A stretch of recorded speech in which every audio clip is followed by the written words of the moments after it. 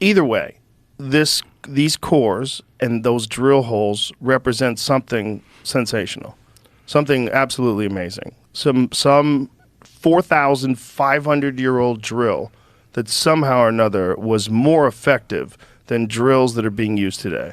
Yeah, but you know the truth of the matter, though, Joe. What?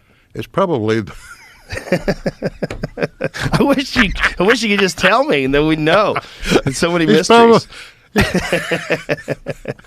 It's probably the most insignificant artifact I've looked at. I'm sure. I mean, you looked at so much in Egypt. Yeah. I mean, but to me, it's like a corner piece. Oh, people are freaking out over it. Yeah. How could you? How dare you? Well, I'm sure, because it throws everything into flux. Because how did they? The assumption is they did this through intense labor over long periods of time, and it took forever to do. Right. And if they're operating at a pace that's 500 times more effective than a drill that's used by a modern. Have you talked to other people that go into granite? Are there more sophisticated drills that work better, or more powerful drills that work better than his? The thing is in manufacturing, and this is a fact. You don't know the full scope of what engineers are capable of doing. Right. Because you're not in every shop in every country, in every town in the world. And so nobody knows exactly what all engineers are capable of. There may be somebody actually reproducing the features on that course somewhere using some method. Right. I don't know. You just don't know. But from the person that you talk to that does it professionally, that uses high-level equipment, his drill was 500 times less effective. It was, the feed rate was less. The revolution could have been more. I mean, Right. You said it earlier. I said, could it have been rotating slowly? Right. It didn't have to spin very fast. In fact, it's better when you're machining hard material or grinding hard material, is that you don't. Why because heat is the biggest enemy of a tool. Oh, that makes sense. Yeah, that makes sense. Yeah. Yeah. Okay. So what do you think, if you had to guess, that they were using? I actually created my own core just to experiment, right? And I learned a lot doing it. I didn't use the same method as some of the other researchers that are out there that did it. I had a copper tube, and I had corundum. What's corundum? Oh, it's a very, very hard grit that you use to grind into hard material. So the copper tube would be flat at the bottom, and then you'd put the grit in. The grit would act as... Right. Okay. And so you'd rotate it, Right. rotate it. And, I set up a jig and a tube and just ground it,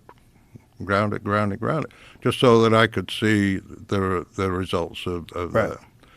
that. For one thing, they say that copper was the only metal that was available to the ancient Egyptians, but when it came to knocking out the core from the hole, I tried copper and it wouldn't budge it, so I had to use a steel chisel.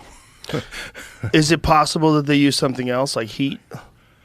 I'm actually leaning more towards that because of the difference in the finish. Like if they poured boiling water in it or something, would that loosen things? I don't think water would be it, but if you compare the difference in the finish. I'm sorry. What did you mean by that? That I don't think has been discussed enough or recognized to be important enough. Is that when you use an abrasive like sand or like emery or anything to grind out a hole or do whatever, you leave a sanded finish naturally.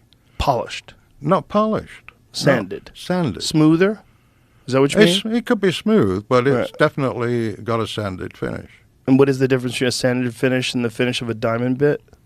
Well, we don't know if they were using the diamond bit, but that's But that's thing. what they do today, right? That's what they do today. So what is the difference between a sanded finish? Well, and well, you still have the same thing. You're using an abrasive. Right. You're keeping the abrasive as cool as possible as you're grinding away, but you're still grinding it, and so your finish is not going to be polished unless you have a secondary process where you go in and polish it with a finer grit. You don't start with the very, very fine grit because you won't get anywhere with it. Let's take a look at some of those holes. Jamie, can you show us some of those holes, the drill holes in granite in ancient Egypt? So here we could see right here, which is absolutely wild. Some of these images, I mean, that is absolutely wild. Right. I mean, how the hell did they do that? Well, that's what just about, this is like an engineer's playground over there. They go through there. Right, and as an engineer, you must be just like scratching your head. Yeah, yes, fascinating definitely. stuff. Yeah, definitely. Jamie, click on that. Well, yeah, there we go. That's a good one. I mean, that one's wild. That is just absolutely crazy. That is at, looks like it's at Abu Ghraib, and it's in an alabaster. Have you ever measured the circumference of these things? No. Have you measured the diameters? Have you measured whether or not they're equal circles? Well, they are definitely round. They're sure. perfect? Yeah. Perfectly round? I wouldn't say perfect, no. So absolutely a drill was used. You can't say perfect right, in this right. day and Of age. course. There's no such thing as perfect. Right. But they're round. Close enough too. And so these, wow, look at that. That is amazing. So these circular holes were definitely cut by some kind of a drill. That's agreed upon? Yeah. Okay. Yeah. So if you couldn't do it with the copper, like when you tried to do it with copper, how long did it take, and how much results did you get? Look at those circular marks, man. That is crazy. There's a few days. That spiral right there is absolutely nuts. Mm-hmm. I mean, it just clearly looks like a drill hole. Yeah, I think that's my photograph, actually. Is it? I took that one. So how long did it take you to drill a hole? Probably